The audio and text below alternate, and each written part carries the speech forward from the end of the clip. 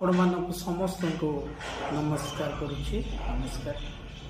ଏହି ଦୃଶ୍ୟଟି ଆପଣମାନେ ଦେଖୁଛନ୍ତି କନ୍ଧମାଳ ଜିଲ୍ଲା କଉନୁଆଗାଁ ବ୍ଲକ ସାରଙ୍ଗଡ଼ ପଞ୍ଚାୟତର ବାହାଡ଼ାପଦା ଗ୍ରାମର ଦୃଶ୍ୟ।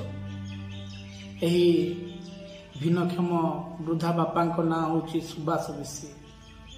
ଦୀର୍ଘ ବର୍ଷ ହେଲା ସେ ଅଣ୍ଟାରୁ ତଳକୁ ସମ୍ପୂର୍ଣ୍ଣ ଅକ୍ଷମ ଅଛନ୍ତି, କିନ୍ତୁ ଦୁଃଖର ବିଷୟ ତାଙ୍କୁ ଆଜି ପର୍ଯ୍ୟନ୍ତ ଭିନ୍ନକ୍ଷମ ପ୍ରମାଣପତ୍ର ମିଳିପାରି ନାହିଁ, ଯାହାଫଳରେ ସେ ଭତ୍ତା ପାଇବାରୁ ବଞ୍ଚିତ ଅଛନ୍ତି ଏବଂ ତାଙ୍କ ପରିବାରରେ ଆଉ କେହି ନାହାନ୍ତି।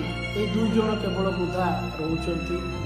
ଏମାନଙ୍କୁ ମାତ୍ର 10 କେଜି ଚାଉଳ ମିଳୁଛି। ଭାବନ୍ତୁ, এই 10 କେଜି ଚାଉଳରେ ଏମାନେ କେତେ ଦିନ ନିଜର ପରିବାର ପ୍ରତିପୋଷଣ କରୁଥିବେ। ସେ 10 କେଜି ଚାଉଳ ସରିଗଲା ପରେ ସେମାନେ କେମିତି ଚଳୁଛନ୍ତି। ତେଣୁ ମୁଁ ସରକାରଙ୍କୁ ଅନୁରୋଧ କରୁଛି, ଦୟାକରି ଆପଣ ଏପରି ଲୋକମାନଙ୍କୁ ସାହାଯ୍ୟ କରନ୍ତୁ।